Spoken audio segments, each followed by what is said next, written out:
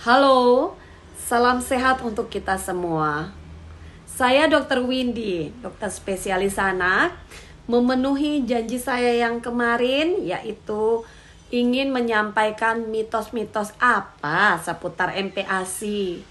Kita akan bahas satu-satu. Pertama adalah tentang memulai MPASI yang dimulai dengan sumber karbohidrat dulu, lalu kemudian diikuti dengan pemberian daging usia 8 sampai dengan 10 bulan dan pemberian telur atau ikan di atas usia 1 tahun. Sebenarnya tidak ada urutan-urutan seperti itu. Karbohidrat, protein, silakan diberikan bersamaan sejak usia 6 bulan. Hanya saja memang kita biasanya memberikannya satu-satu dulu, bertahap untuk melihat toleransi anak terhadap makanan yang diberikan. Dan ternyata menunda pemberian telur ataupun ikan di atas usia 1 tahun tidak terbukti bisa mencegah alergi pada seorang anak.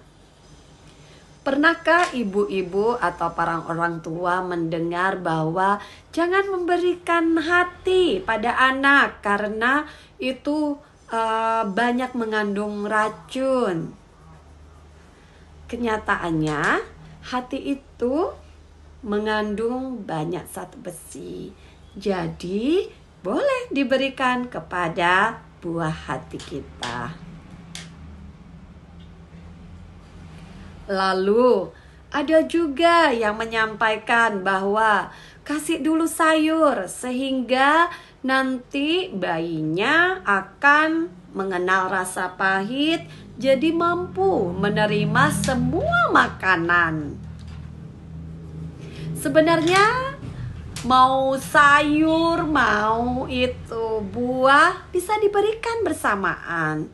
Karena tidak terbukti kalau dikasih sayur duluan maka bayi akan mau dengan segala macam makanan. Seringkali orang tua untuk memulai memberikan MPASI melihat dulu ada gigi nggak di bayinya. Kalau belum punya gigi, biasanya orang tua takut untuk memberikan atau memulai MPASI dan juga mengira bayi tersebut tidak akan mampu mengunyah atau menelan makanan. Sebenarnya bayi memiliki periode emas untuk mengenal kenikmatan mengunyah. Jadi dia mengenal bagaimana caranya mengunyah, tidak harus punya gigi. Karena kalau hanya untuk mengunyah makanan yang lunak, bayi tidak perlu gigi. Oleh karena itu, jangan menunda untuk memberikan MPASI walaupun bayi belum punya gigi. Pernyataan seperti ini, pernah nggak orang tua dengar? Jangan dikasih gula atau garam pada anak kita. Pernyataan itu memang mengandung banyak pengertian. Mungkin maksudnya jangan dicokokin sesendok makan gula, sesendok makan garam. Betul. Tetapi kalau hanya untuk rasa agar selera makan anak tersebut mau baik, sedikit garam dan sedikit gula boleh diberikan. Asal memang tidak berlebihan. Kalau anak kita mau dengan rasa yang memang plain, yang memang tidak ada gula dan garam, itu lebih bagus lagi. Tetapi kalau sedikit garam, sedikit gula hanya untuk membuat anak mau menikmati MPASI-nya, silahkan diberikan. Ada juga yang mempertanyakan tentang bubur instan. Jangan dikasih bubur instan, buat di rumah saja, jauh lebih baik. Untuk bubur instan sendiri memang sudah ada yang kemasannya memang dibuat terfortifikasi. Artinya memang sudah bubur tersebut dibuat dalam proses pengeringan lalu dibuat agar menjadi mineral dan vitaminnya terpenuhi sesuai dengan kebutuhan bayi usia tertentu. Misalnya usia 6 sampai dengan 9 bulan, maka dihitung kebutuhan vitamin dan mineralnya lalu dimasukkan ke dalam bubur instan tersebut. Hanya saja karena banyaknya bubur instan di pasaran, tentunya harus mendapat saran dari dokter bubur instan yang mana yang memang bisa digunakan. Hal tersebut untuk menjamin bahwa memang bubur tersebut tepat untuk usianya, kandungannya juga tepat. Untuk orang tua memang diharapkan memang membaca detail apa yang tertera di dalam bubur kemasan tersebut dan juga melihat kadaluarsa dan juga bagaimana untuk cara penyajiannya dan bagaimana caranya menyediakan dengan aman. Pernyataan seperti ini, pernah nggak orang tua dengar?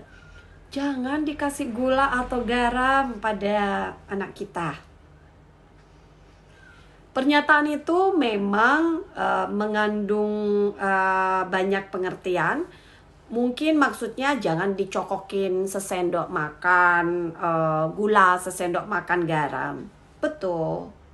Tetapi kalau hanya untuk rasa agar selera makan anak tersebut mau baik, sedikit garam dan sedikit gula boleh diberikan, asal memang tidak berlebihan.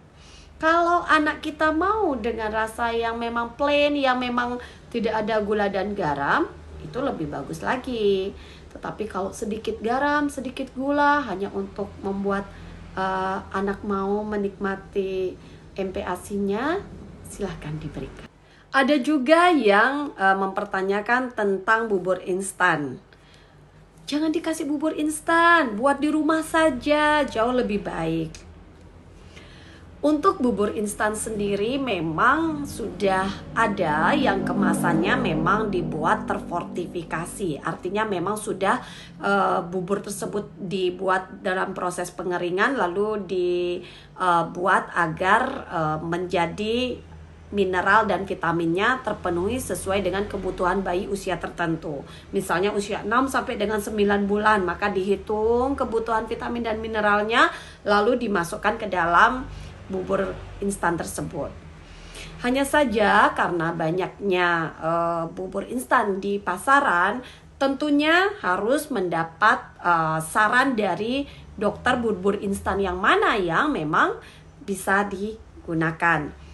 Hal tersebut untuk menjamin bahwa memang bubur tersebut tepat untuk usianya, kandungannya juga tepat.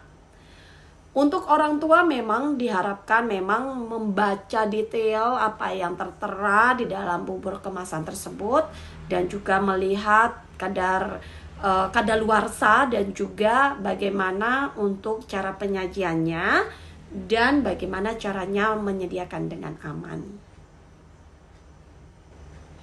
Dan lucunya lagi, banyak orang tua yang mempertanyakan resep-resep makanan yang dianjurkan agar bayi sehat. Saya hanya bisa memberi tahu orang tua bahwa resep bisa dimodifikasi oleh orang tua.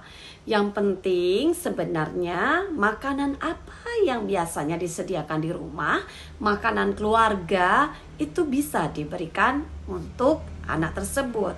Hanya disesuaikan usianya. Kalau memang dia usianya 6 bulan pertama, kita mulai dengan yang makanannya yang dihaluskan dulu, kemudian bertahap menjadi makanan yang dilumatkan, kemudian makanan cincang. Itu disesuaikan dengan makanan yang ada di keluarga. Jadi untuk resep silahkan modifikasi sendiri karena itu banyak sekali, apalagi kalau orang tua yang kreatif di rumah mencoba ini, mencoba itu, silakan. Yang penting sesuaikan dengan unsur-unsur yang harus dibutuhkan, karbohidrat, protein, lemak, kemudian mineral dan vitamin agar terpenuhi. Nah, itu beberapa hal mitos-mitos seputar MPASI yang akan sering kita dengar dalam kehidupan sehari-hari. Dengan apa yang sudah saya utarakan tadi, saya harapkan orang tua mampu mematahkan mitos-mitos tersebut. Karena memang evidence-nya atau buktinya sudah ada seperti yang saya sampaikan. Saya Dr. Windy, sekali lagi menyampaikan selamat menjaga bayi-bayi kita, jaga mereka dengan baik, agar masa depan bangsa menjadi cerah.